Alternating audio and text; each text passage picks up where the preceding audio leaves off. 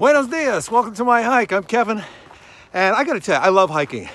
It kind of like resets your body and your mind. It's like rebooting your system. You know, it's like that expression, walk it off. You know, like if you had a big meal yesterday, just go walk it off. Or you were in a bad mood, go walk it off. But you can't do that with everything. Like if you owe somebody a lot of money, you can't just say, oh yeah, I think I'll go walk it off. No, you gotta pay it off.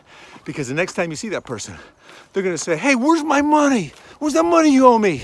I thought I walked it off. No, you can't. So, you know, you gotta know the difference. But if you have something you wanna walk off today, let's go for a hike. Come on. Walking it off with me today is someone I met when I was a cast member on Saturday Night Live. She was hosting that week. She's a great actress, she's a great director, producer. She's been in tons of films. Desperately Seeking Susan, Pulp Fiction, After Hours, one of my favorites. She was nominated for an Emmy for the Executioner song. And speaking of songs, she's had several songs written about her by various people. How does that happen? We're gonna find out. Today we're hiking with the fabulous Rosanna Arquette. Do you remember the first time I met you? You're not gonna remember. Was it with my dad? Nope. Because you knew my dad, right? I knew who your dad was. Oh, I thought you knew. I didn't know him. He was one of the great improvisers. Yeah, great improviser. Yes. But I met you when you lived in an apartment on Laurel in Hollywood I with your do sister, remember that. Were you in there too? Patricia. No, I wasn't, but a friend of mine lived there. All the comedians lived, all the comics were there. Yeah, I remember going over there, and you and Patricia, your sister, were always sitting out by the pool. But I remember being just so like excited, like seeing, oh, this is Rosanna Arquette. But I was just starting out then. What was your first movie you ever did that was notable? Well, it was The Dark Secret of Harvest Home. It was with Bette Davis. You worked with Bette Davis? Yeah, that was my first movie. And oh my God. Director. Was she a nightmare? No, she was the best. What do you remember about Bette Davis on that set? We were in Ohio in the summer, but of course she was in a long, you know, it was supposed to be winter, so we're all bundled up. And she grabbed me and she sat me on her lap and she goes, this is hell. and I said, it is? She goes, just remember, Rosanna, you can't have a relationship and a career. You can't have both. And that always haunted me. She's right. All my life. It's so hard to have both. And I even made a documentary that's explored that. It's like, something always takes the back seat. What was Madonna like? Well, you know, when we were doing it. She was with Sean Penn at the time. No, not yet. She wasn't with him when that started. Okay. She met him later when she was doing the Material Girl video, because I was on that set too. We were friends. At that time. She became so huge as we were shooting the film. That's what. And, you know, it was the first film that was written by a female, produced by females, about females. Yeah. Directed by a female. Mm-hmm. Female, Barbara Boyle, executive at Orion under Mike Medeville. Do you get angry often? What is your anger like? Is it passive aggressive or is it? No, I have just get it all out. Explosive. I get it out. I'm very quick to react, which I work on. Do you read a lot of self-help books? I do. I guess it's how we deal with certain things and manage our own madness. Yeah. Which we all have. Do you remember people's names when you meet them? Because I have trouble. So bad. I can't remember. There's people that like, that's what's scaring me. I'm worried about, like, sometimes you work with people you know, and you're there, and they go, "Hi, how are you?" Oh my God! And you go like, "Fuck." I've known people for, you know, like 15 years, and I don't know their name, and it's too late to ask them what their name is now. Todd and I have a deal of going. I'm talking about you. Oh, what?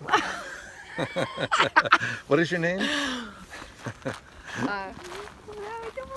Oh my God, we almost walked into this thing. Where's the spider? They just like hid in the... The spider, took off. He's on a break. He's taking a break. I always know I'm the first person on the trail because when I'm walking early in the morning, I get hit by all the cobwebs across the thing. Yeah. Oh, yeah. But maybe there's shorter people that hike before me and they hit the lower cobwebs. What was your experience like on hosting Saturday Night Live? Because I was there when you hosted. Oh, that's and right, it was so Kevin. fun. Yeah. That's right. We were on. I was the guy. That's right. That's what. I was the first show in the history of Saturday Night Live to be canceled live. What? At the last What minute. happened? At the New York, they won the World Series. It went over. Oh. So late that we couldn't go on. So it wasn't live then? I didn't know though. I'm glad they didn't tell me. I was still nervous as hell. Yeah. It's very nerve-wracking. If you haven't performed live in front of people. I loved it though. I was so happy. And it was, you know, the old Jan Hooks. Oh, yeah. And Phil Hartman. Yeah, and Chris Farley. You weren't there with Chris, but... No, I was there with Chris. But I did the church lady. Yeah. Called her a bitch. That was fun. She deserved that. What were the first concerts you went to? Okay, the first concert my father was also a musician, and my godfather was Hamilton Camp. So I was around coffee houses, many shows. But I was at when Dylan went electric. Wow. Now I don't remember any of it. I wish I could. Hi. I was at the George Michael concert when he went gay. And did you cheer for him? Right on. I did. I was really young, and so I don't remember anything. And I was at Woodstock, and I don't remember anything except Country Joe and the Fish. You were at Woodstock. Playing in the mud. How old were you? It was my 10th year. You were 10? Yeah. And you don't remember it really? I remember the music, and I probably the love of rock and roll. Mud. I've always been kind of a hippie girl. Huh? I mean, kind of like back in the 80s. I always thought I was a hippie, but 70s. now, if you look at my life, it's like, no one's going to say I'm a hippie, but I feel in my spirit as a hippie, and I always will be. You really hung around the music scene for a long time, yeah. right? I used to shoot the backstage interviews for Coachella for like 6 years. Oh, wow. Yeah, it was my favorite job I ever had. I'm sure. It really was. What's the most serious drug you ever did? In my 20s, I did try acid, and, you know, I liked it. What I worry about these days, and I do worry a lot, and in my middle age. You worry, yeah. I worry. You're supposed to worry. All the time. You should be worried. I'm worried. A lot of women have the instinct to have a child. They have the child. They raise their child. They're committed like I was. Yeah. But when you have also a passion in your life that whatever your work is, whatever it is, and you're then suddenly only doing this one beautiful thing, and what we should be so happy to do, but sometimes you get frustrated like you're not living your own truth, and that isn't it better for your child to see that it's important for a woman to work and your mama to work, because women work. So and it's very... it's a balance. It's hard. Your home life is much happier when you're working, And right? so yes, well, if you ask my husband, he knows that he goes, a happy wife is a happy life. And I'm happy when I'm working. Everyone knows that you come from a large, interesting family. Yes, everybody's... You've got some brothers, a sister. One sister, right, Patricia? I got one sister, and then I had a transgender, Alexis Arquette, who passed away on September 11th. Yeah, oh, I'm so sorry of about complications due to AIDS virus, which was horrible. She was really one of the first ones to come out as a transgender, right? Yes, Alexis was the first one. And how did you... We all supported it. Did you know at first? I always knew when she was little. But didn't you think maybe he was just gay? Yeah, no, he was just gay. He didn't end up doing this surgery because he was sick. Yeah. He just lived. And then at the end, what was really beautiful about Alexis at the end, Alexis was gender fluid. It didn't matter. He was a he at the end. Didn't want to be dressed as a girl, but... Oh, really? But owned her female side, was completely female and male, and was a two-spirit person that lived on this earth. And I'm very, very proud of Alexis. Yeah, very courageous. Yeah, very courageous. And it's a real shitty disease. But on behalf of the family, I have formed a foundation, the Alexis Arquette Family Foundation, which I've put together, and we are doing some incredible work. That's about to be announced, but I can't do it here yet. Okay. But it will be good. And so your brother Alexis and my sister. It's my brother sister. Patricia? It's like both of us, brother sister. Yeah. Yeah, brother sister. And then your sister brother. Patricia. Yes. Now let's be honest. Yes. When Patricia won the Oscar. I was with her. Yes, but was there a little tinge of jealousy? I promised to God on my soul. You know, it's a really great question because I think people assume that. I never thought she of that. assumes that, but you know, I've never felt that. I've never felt that ever with her. No. I don't feel it's her. She's amazing. She's the best speech maker. I knew she was going to win. You know, it was tough for me because one of my best friends is Laura Dern, and they were together. They were nominated together. Well, So I think she should run for president. Actually. I have to be honest with you. When she won, I was a little jealous. Really? Yeah. I will tell you that I love David Arquette. Isn't he the best? I play basketball with him a lot at Gary Shandling's, and Oh, and no, he has love such Gary. a fun, kind of of course, wild, uncontrollable spirit to him. But it's just so raw and so honest. Yes. You know. He tried to fix me up with Gary. Well, he's the best. Yeah, but my brother David Arquette is one of the great hearts on this planet, I think, and we're pretty close. And Were you raised Jewish? we were. Yeah. My mother was Jewish. My father was Christian. Yeah. Then they became Muslims. Rosanna, you had probably what most women would be considered the most flattering thing that could happen to them. You had somebody, not just once, but twice, write a song about you. First one, by Toto. I assume you're dating the guy. Otherwise, why would somebody write a song about you? Well, I was dating actually the keyboard player Steve Caro, and David Page wrote the song. I was at the studio a lot. Because David Page really wanted you. No, I think it was just, he wrote a song about a. And it's Rosanna and by he thought it was- Toto. Yeah. And How like floored were you when you first heard it? it was nice. It was very sweet of him. And how long after that did you break up?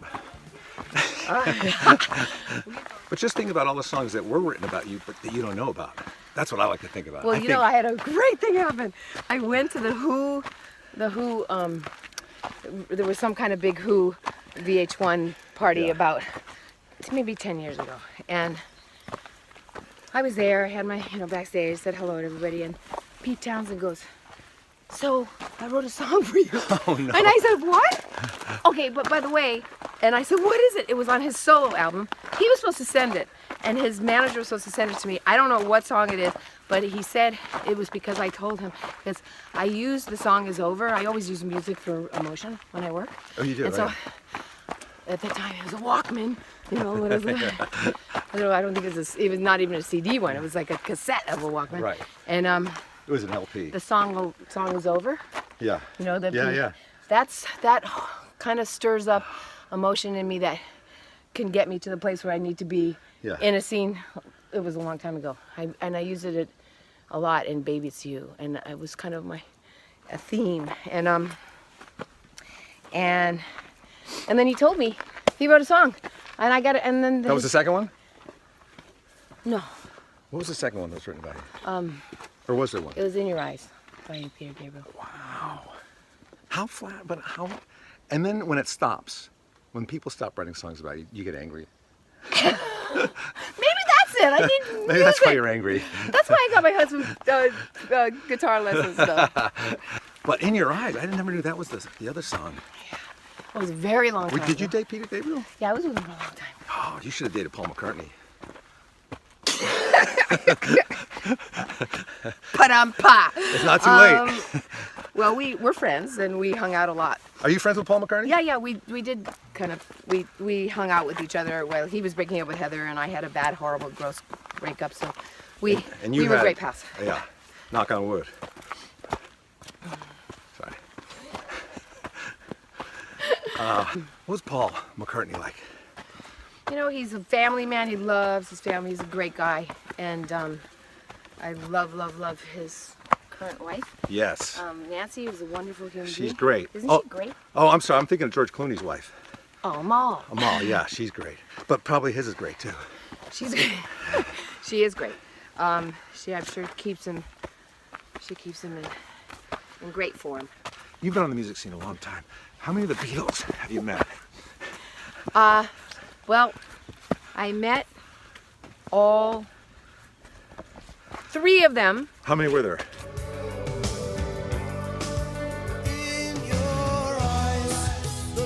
Tell me about your dad.